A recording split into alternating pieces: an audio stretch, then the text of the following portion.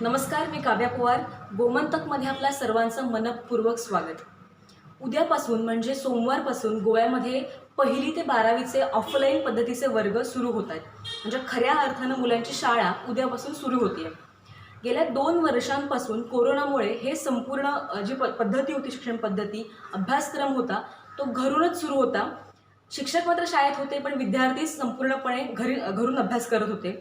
पण आता राज्यामध्ये कोरोनाची जी रुग्णसंख्या आहे किंवा कोरोनाचा जो पूर्ण पॉझिटिव्हिटी रेट आहे तो कमी आला आहे.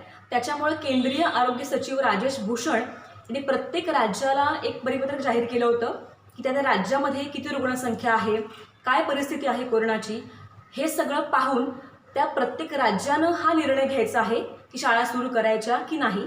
आणि गोव्यातली कोरोनाची संख्या काही दिवसांपासून बऱ्यापैकी कमी आली आहे, बऱ्यापैकी रुग्णसंख्या घटती आहे, पॉझिटिव्हिटी दर पण घटतोय आणि त्यामुळेच गोव्यामध्ये आता हा निर्णय घेण्यात आला आहे की 1ली ते 12वीचे वर्ग ऑफलाईन पद्धतीनं सुरू करणार आहेत.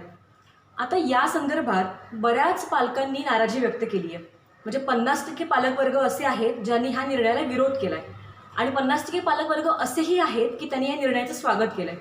कारण जो अभ्यास घरून होत होता त्यामुळे खरंच मुलांची ग्रोथ होत होती का, हा प्रश्न होता आणि यामुळेच या पालकांनी या निर्णयाचं कौतुकही केलेलं आहे.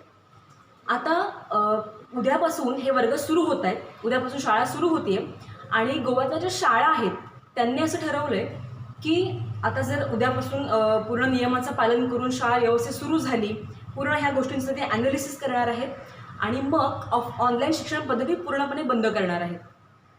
यावर तुम्हाला काय वाटतं? एक पालक म्हणून आणि एक प्रेक्षक म्हणून ते आम्हाला कळवायला विसरू नका. कारण जर ऑनलाईन शिक्षण पद्धती पूर्णपणे बंद झाली तर 100% मुलांना शाळेमध्ये हजर राहणं बंधनकारक राहणार आहे. मग तुम्हाला काय वाटतं या संदर्भात? हे आम्हाला कळवायला विसरू नका.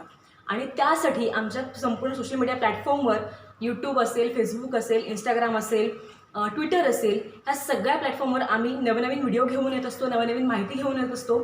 तुमचं मत आम्हाला कळवा, कुठल्याही प्लॅटफॉर्मवर कळवा, आम्ही त्यांचं स्वागत करू.